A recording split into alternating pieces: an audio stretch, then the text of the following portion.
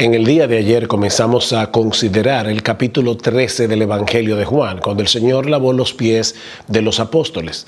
Pero antes de describir esta sorprendente escena, Juan quiere ponernos las cosas en contexto. En los versículos 2 y 3 del capítulo 13, dice que cuando cenaban, como el diablo ya había puesto en el corazón de Judas Iscariote, hijo de Simón, que le entregase, sabiendo Jesús que el Padre le había dado todas las cosas en las manos y que había salido de Dios y a Dios iba, se levantó de la cena y se quitó su manto y tomando una toalla se la ciñó.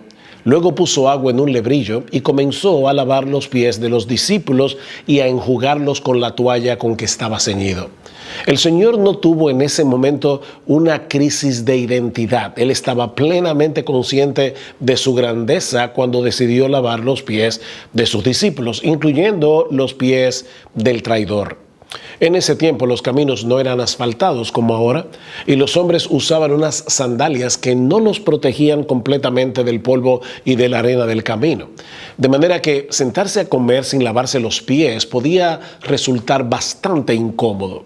Es por eso que los anfitriones solían tener a un sirviente de muy baja categoría que hiciera ese trabajo, porque a nadie se le ocurría lavarle los pies a una persona de su mismo rango. El problema es que en el aposento alto no había ningún sirviente. Así que los discípulos comenzaron a llegar y a colocarse en turno en la mesa, teniendo a plena vista la jarra y la toalla. Pero nadie hizo el menor intento de usarla, hasta que ocurre lo inesperado. El Señor Jesucristo se levanta de la cena, se quita su manto, se ciñe la toalla, echa agua en una especie de palangana y comienza a lavar los pies de cada uno de los discípulos. Es imposible saber lo que estaba pasando por la mente de los apóstoles viendo al Señor en una posición tan humillante. Muy probablemente estaban llenos de vergüenza. Sin embargo, ninguno tomó la decisión de ocupar su lugar.